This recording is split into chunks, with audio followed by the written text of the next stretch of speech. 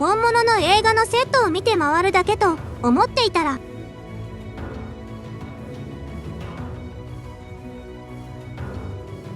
キングコングの戦いや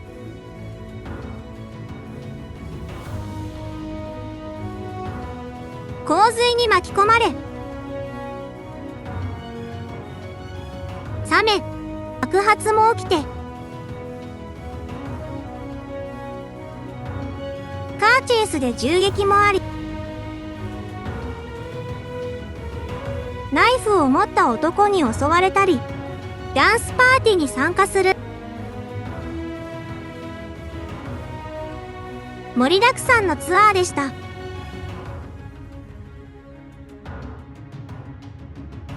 最新のスタジオや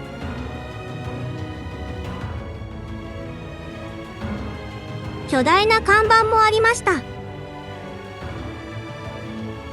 VIP エクスペリエンスのスタジオツアー本編スタート。 When we enter a building, we also have water available in the chest up front, so if you would like a bottle, Nicole and I can facilitate that for you. Don't be fooled by the top, it's quite heavy, so we don't want anyone to lose any areas of the studio. Be mindful of this diagonal step, everyone. Every single day someone forgets us there. Don't want anyone getting hurt or injured.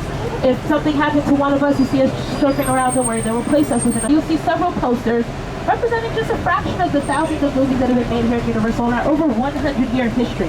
108 years to be exact. On our founding day, right on vision in mind, March 15, 1915, to create what he called the strangest city in the world.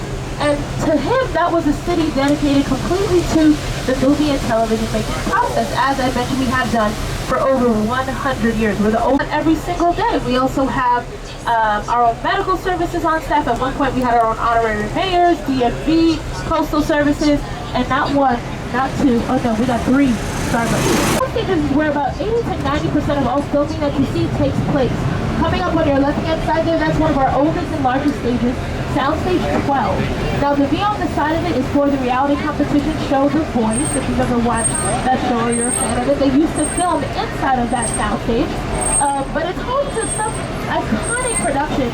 Many movies that you may know and love, like these on your screens here. Take a quick look.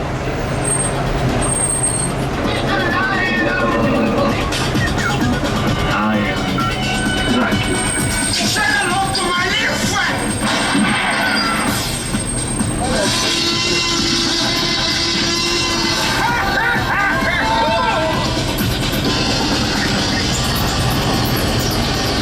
Now that's what most of them look like when they're completely empty on the inside. And later on in the tour, we're actually going to be able to take you guys. Many of the exterior scenes in Jurassic Park were filmed inside of that soundstage. So if you remember in the first movie, when the children spend the night in the tree with Dr. Grant, they wake up the next morning, there's a dinosaur that meets them, but it sneezes on Lexi when she tries to pet it. This was not wide enough for all the camera equipment and everything to fit this, because of course NASA was not thinking about making movies when they built Mission Control. So they recreated the entire area inside of that soundstage, stage 14. So that it could look just as realistic and you have all the equipment moving through. So those are just some of the reasons why we can utilize these spaces oftentimes. Now I mentioned a lot of big movies, but we're not just Universal, we're everything. I'm sure you guys are subscribed to 4 or 5 of them. And many of the television shows that you know and love in the 80-year history of NBC have been made on our backlot. These sound stages on your right-hand side we call Sitcom Alley. So if you've ever watched Sabrina the Teenage Witch, Coach, The Jefferson, The Steve Harvey Show, Martin, Who's the Boss, they have all filmed in these stages over here. And our first celebrity now, Illumination Entertainment, also a part of Universal, many of them holding a very dirty martini. But we know how Ted is. Now, if you've seen the Ted films with Mark Wahlberg, good news for you, they're making a TED television show. So it's going to be a prequel to the events of the film set in the 90s, but they did all of their filming back here on our backlot. Another thing of element that you can control time period, right? So take pictures. Many of the areas you see on the tour will be seen in that show if you watch it later on Peacock. Now all of these buildings on your left-hand side and the film adaptations of both of those productions as well. And then take a quick look right there, 5195, that silhouette on the wall, that office belonged to Alfred Hitchcock. I mentioned Psycho before, but he's also known for many of his other thriller films like Rebecca, Vertigo. The one that still terrifies me to this day is The Birds. I can't look at a seagull the same. It's haunted me since the 3rd grade. But he was known as the master of the front lot to the back lot. This is the last sound stage that we're going to see on this side. These are 25 and 26 actually.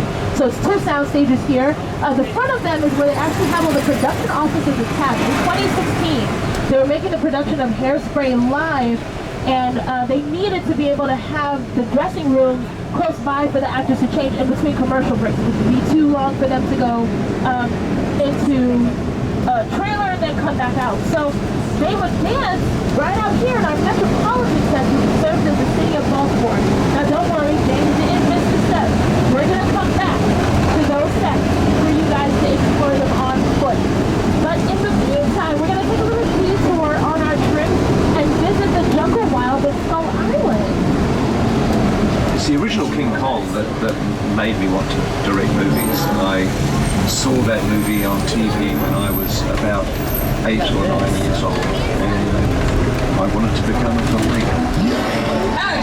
I like films that just take you away from your real life and sweep you up into nature. Kong literally does that. I mean, you're on board the ship, you're sailing to a lost island, you're encountering monsters and creatures from, prehistoric times.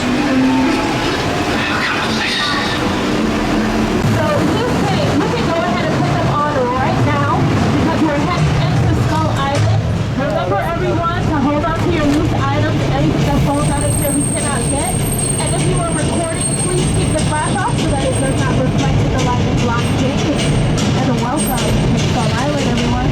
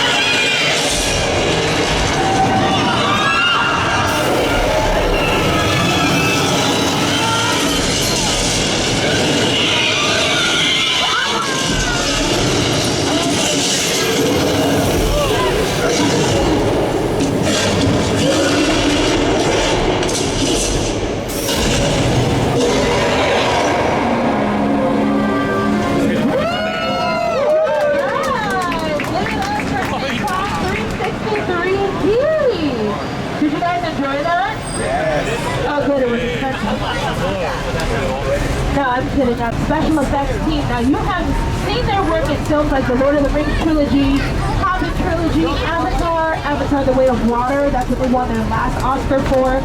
They've also done a lot of action sequences for the MCU franchise, as well as the live action that was done by Disney that you have here, The Little Mermaid. They worked on that as well. So absolutely professional, amazing team. The screens are there so you can take some awesome photos there. Now a couple of us are already identifiable, but we'll just talk about some of the vehicles themselves. The Ferrari 308 right there from Magnum PI, Tom Selleck's Ferrari, not a real one, spoiler alert. Ferrari shell, Volkswagen engine. Easy peasy. Now my favorites are the ones from Back to the Future Part 2. If you never saw that film, it was supposed to be the future of 2015. And that's what they thought we would be driving, you guys. Nailed it, right? Now our prehistoric cars from the Flintstones are actually mostly made out of foam rubber fiberglass on top of refurbished golf carts. So there's no engine in there, so they had to actually be towed along the set when the actors were sitting in there. So we didn't make them use their feet, but no actual driving happening there. Now, one of our biggest franchises, Jurassic World, Jurassic Park. If you saw the first Jurassic World film, you may recognize that gyrosphere, but there was some glass on the outside of that. It's supposed to be like a little bubble. Another spoiler, the glass was never there. They digitally added it with CGI. If you go back and watch the movie, when the glass is, or when the gyrosphere is rolling through the grass, it never gets dirty. That's kind of your big heads up that it's not actually there. And then right on the end here, this Bradley infantry fighting vehicle from Transformers, more than meets the eye. Plywood paneling, painted to look like rusting, corroding metal. Great paint job, right? Got some awesome painters. It was released 30 years ago in June. This year made 30 years. So, yeah, that's how fast it goes. But on your, oh, you're welcome. James said thanks. Makes you feel old. If you can remember when that movie came out. But on your left and your right are concept picture cars from the first 3 films in that franchise. So take a look at the mobile lab that's on your left. Also made out of plywood. You can kind of see it around the paneling of the windows. And as you drive past, you'll also see some wood splintering on the back of that vehicle. Now, many of the dinosaur things, okay, I'm so sorry, everyone. I thought I lost them on my lunch break, and the dinosaurs were supposed to be in there, but it looks like they broke out.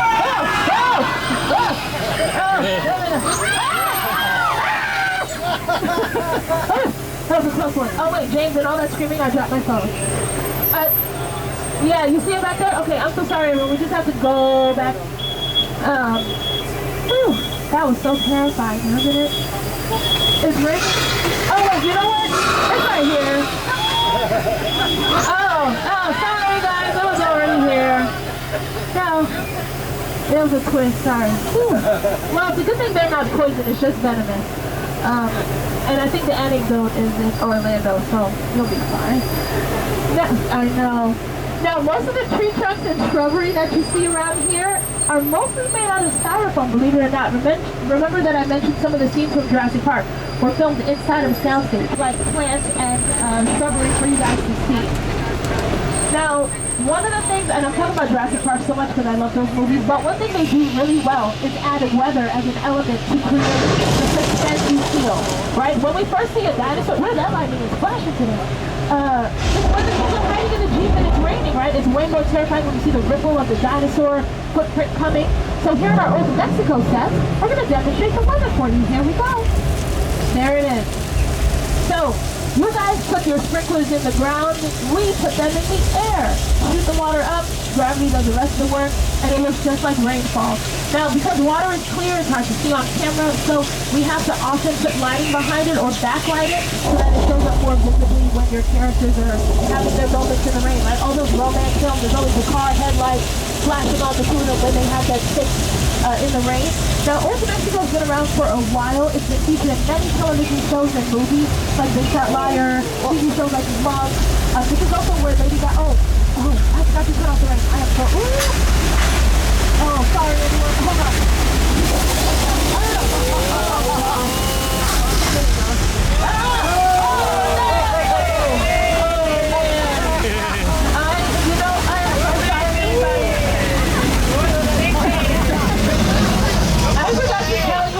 In my safety skill, if you are sitting in a Navy unit on the back lot, many of the bricks and stones that you guys are seeing are not real. There's hardly a single brick in any of these structures because we want to be able to change it out. We're not going to be using them for a functional purpose. So to make it out of alternative materials like plastic, plaster, fiberglass, styrofoam makes it much easier for each production to change it out how they see fit. It is one of many of the features that we Hallmark Channel show called Home and Family. Any of you watch that show? Hosted by Cameron Mack. On the left-hand side, we're going to visit the beach location of Amity Island. Yeah, you didn't know we were going to go to the beach today, did you? Now, this area was not a very peaceful location when it was terrorized by a great white man-eating shark. But as you will see right now, it is calm, clean, and pristine. Not going to lie, there was a lot of carnage. Oh, wait a minute, there is another shark out there. I've never seen this before. Very strange.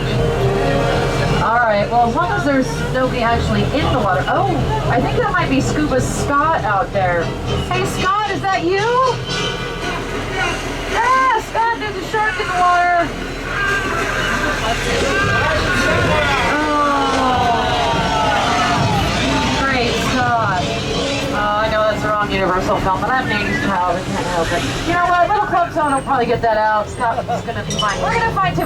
We're gonna stop right over here behind these barrels of highly flammable gasoline. Seems like a place for us to safely hide away from the shark. And sharks do not like fire, folks.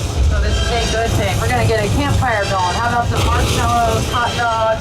Oh, never mind. I spoke too soon.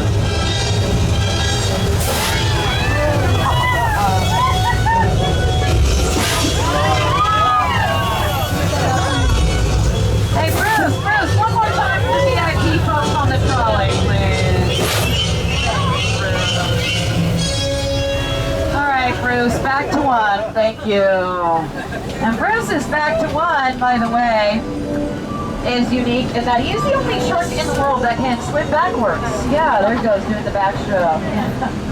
And he actually works a lot better than the mechanical sharks used for the film Jaws. That one was not. It was added to this lake in 1976, the year after Jaws was released in theaters. Most of Jaws was filmed on the East Coast, on Martha's Vineyard, called Shark in Ocean Hill with saltwater, where you think it's going to have a lot of problems. In fact, on the first day, all the mechanics sunk to the bottom of the ocean, prompting the crew to nickname the production flaws. Yeah, there were so many problems during Jaws. The movie went way over budget, way beyond schedule. The young 27-year-old Steven Spielberg thought his career was over, but quite the opposite. It launched a very popular trend of releasing films in the summertime to become summer blockbusters. It was really the first one to do that, and it's still one of the highest-grossing films of all time, with adjusting for inflation. By the way, the name Bruce was Bruce Raymer, which is Steven Spielberg's lawyer, named after his yeah. Shark of a lawyer. Over here we have some homes that are used oftentimes for residential neighborhoods. There's one that was inside of the trolley, and I'll tell you what some of these were used. Behind Bumblebee, you'll see a lime green colored car used in Mr. Bean's Holiday with a very tall Rowan Atkinson, who somehow managed to fit in that thing. I don't know. And yes, the Mystery Machine. Sometimes we see Scooby and the gang with that at the theme park. We got several vehicles up here used in our Fast and Furious 1999 version of The Mummy, and the piano vehicle, one that was in Oh Brother Where Art Thou, Coen Brothers films with George Clooney, and the police car there that was in Public Enemies. And Bates himself, maybe he'll want to give us on a little tour of the house. Oh, or not. All right, not quite the VIP treatment we had in mind. So now we're going to show you one of the largest sets ever created for a specific movie. This is the crash site that was built for Steven Spielberg's 2005 hit Paramount film War of the Worlds, starring Tom Cruise and Dakota Fanning. Yes. Now throughout the tour we show you a lot of things that aren't what they seem. Incomplete structures, plywood tanks, War of the Worlds for about 4 minutes of time. Yeah, most of the film was shot either on location in New Jersey or using special effects. Now it has been 18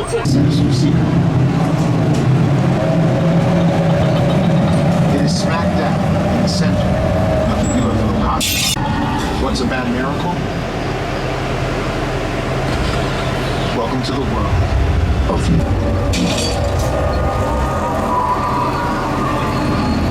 Not just yet, because like a lot of movies, this occurs in a 3-act sequence.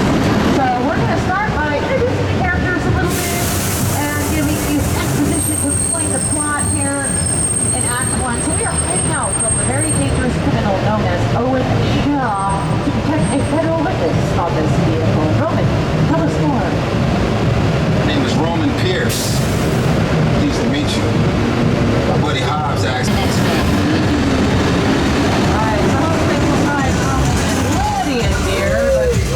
Right now, looks like there's a street racer party going on. These happen from time to time. You know what I'm saying? Yeah, you can join in and do some chair dancing if you like. Yeah, raise the roof, right, kids? Woohoo! A little overdressed. Some of us are, right? Everybody out! The FBI! Turn that music off! It's always a fun party until the FBI breaks it up. Hate it when that happens. Hey guys, Roman, are you there? Roman Pierce, FBI, don't move. Damn. That's right, party's over. You know how long I took to iron this shirt, man? I'm not. You're under arrest right now. Ladies, just back up a little bit. Back. Slightly. First of all, I don't work for you. Oh, really? Well, tell me, Roman, who do you work for? God bless you. just clear out of here, otherwise we can't get into your safety. Guarantee my safety. I'm the one holding the gun. Yeah, but mine's a whole lot bigger than yours. Escort this novice out. Let's go, Cookie Puss. That ugly suit on, man. It's cheap. Somebody out there really pissed off Shaw. It's gonna get ugly fast. Yeah, don't worry. Lucky for you, our whole family. Move that vehicle. It's about to get real interesting.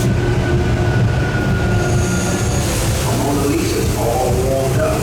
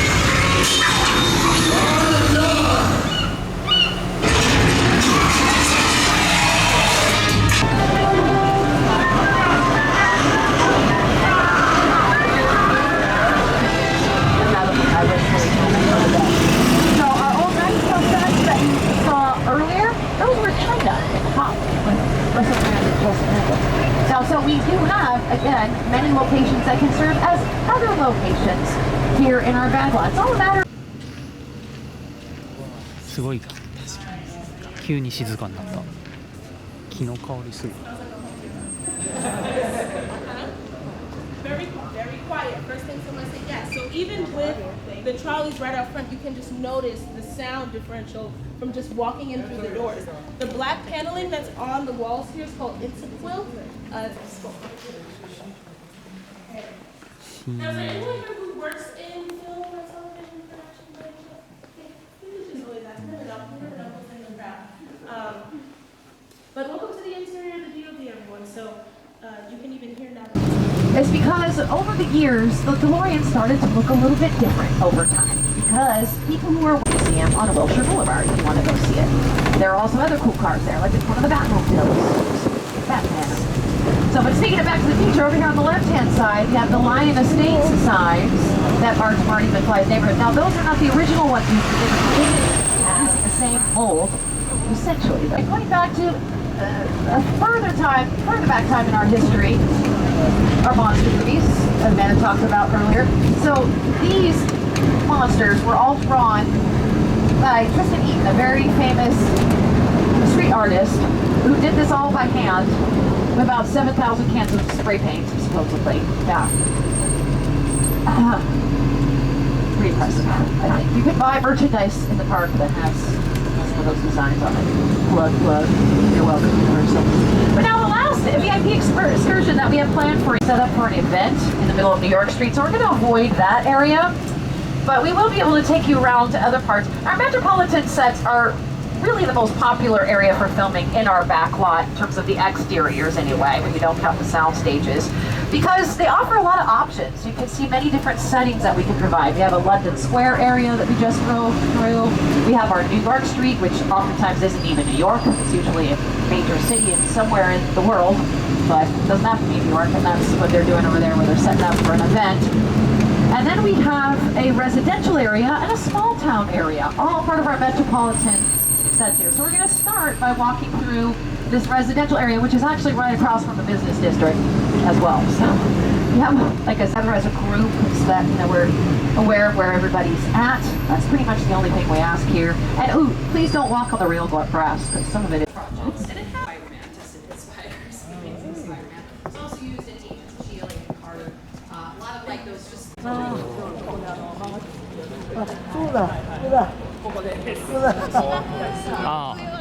はい芝生ダメです。うわすげえ。これ感動。来ました。うわこれはすごい。I guess the trams are coming down here, so. Do you want me to look at it? What?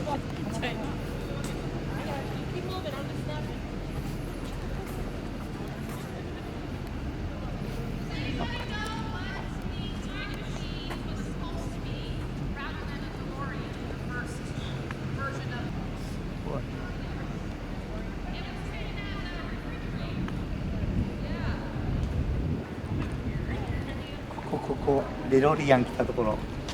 ここですよね。うん。広い。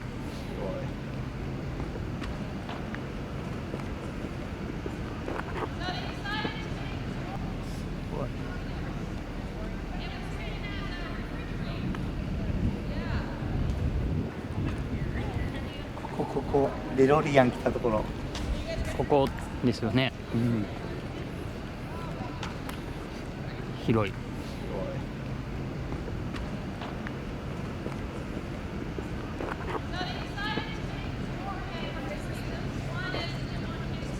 Refrigerator, the original ending of the movie was not the lightning striking the clock tower, but a nuclear power plant explosion. But that was a little too insensitive and a little bit too difficult to try to pull off. So they ended up rewriting it around the space of Courthouse Square and making it work with the naked eye. It's going to look different to all of you.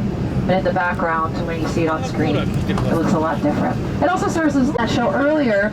They now film in Stage 30 over here, and they're one of the few shows that's actually still in production during the strikes that are going on, because it's considered reality television. So you can see where the red is on their sound stage. They've got a lot of trailers and